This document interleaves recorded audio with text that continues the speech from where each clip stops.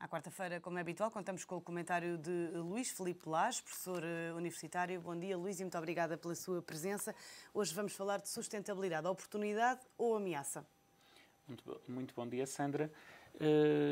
Eu, na minha opinião pessoal, penso que é claramente uma oportunidade, até porque é uma possibilidade para as empresas se diferenciarem, é uma possibilidade para as empresas atraírem recursos altamente especializados, promover a criatividade e por aí fora.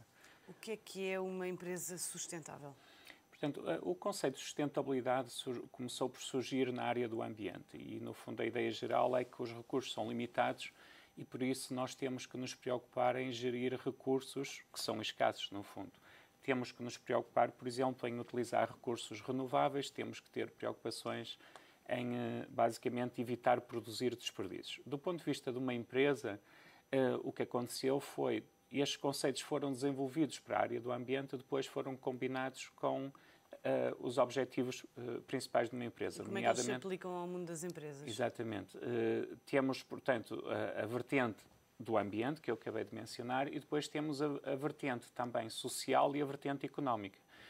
Tem que haver um equilíbrio entre estas três grandes áreas, o ambiente, o social e a área económica ou financeira. Do ponto de vista económico ou financeiro, portanto, é importante crescer, obter lucro e, naturalmente, gerir bem os recursos humanos. Do ponto de vista social, é importante haver preocupações com o comércio justo, por exemplo, com os direitos dos funcionários e por aí fora. E há essas preocupações em Portugal? São cada vez mais crescentes? Existe claramente uma preocupação, tipicamente as empresas com uma visão mais de longo prazo, porque quando existe uma preocupação com curto prazo, existe muita resistência à implementação de uma visão mais sustentável dentro da empresa. Mas isto é algo que se vê não só em organizações não lucrativas, mas cada vez mais em organizações lucrativas também. E essas soluções de que falava, como por exemplo das renováveis, etc., não são soluções que saiam dispendiosas às empresas nesta altura em que muitas se veem confrontadas com dificuldades económicas?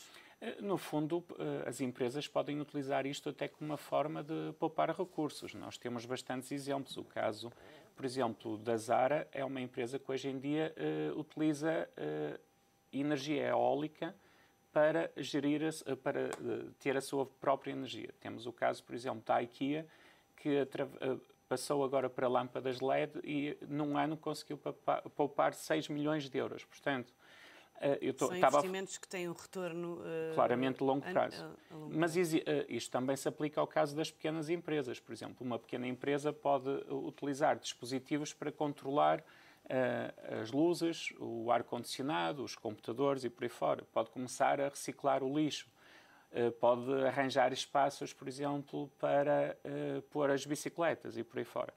Portanto, são pequenas iniciativas que podem ter um impacto nas empresas. Parece-lhe que as empresas que não se tornarem sustentáveis estão condenadas a deixar de existir?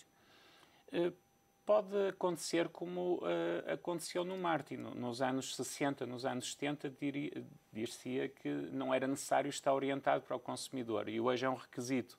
Se olharmos para a área da qualidade total nos anos 80, também muitas pessoas diziam que era apenas uma moda e hoje em dia é um requisito ter qualidade.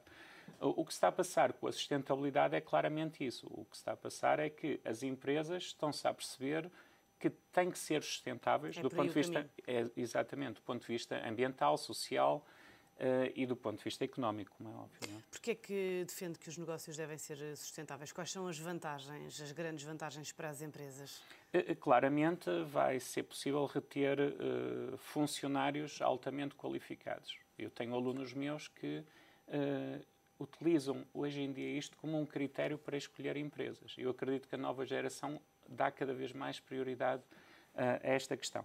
Depois temos a questão de reduzir os riscos perante os vários stakeholders. Portanto, existem grandes casos públicos de empresas que tiveram grandes crises, grandes empresas, e porquê? Simplesmente porque não houve esta preocupação com a sustentabilidade. E se tivermos preocupações com as necessidades dos vários stakeholders, que vai desde os funcionários aos fornecedores, aos distribuidores, etc., claramente a empresa, no longo prazo, poderá obter resultados que de outra forma não conseguiria obter. As empresas, parece-lhe que podem continuar a investir sem terem apoios estatais?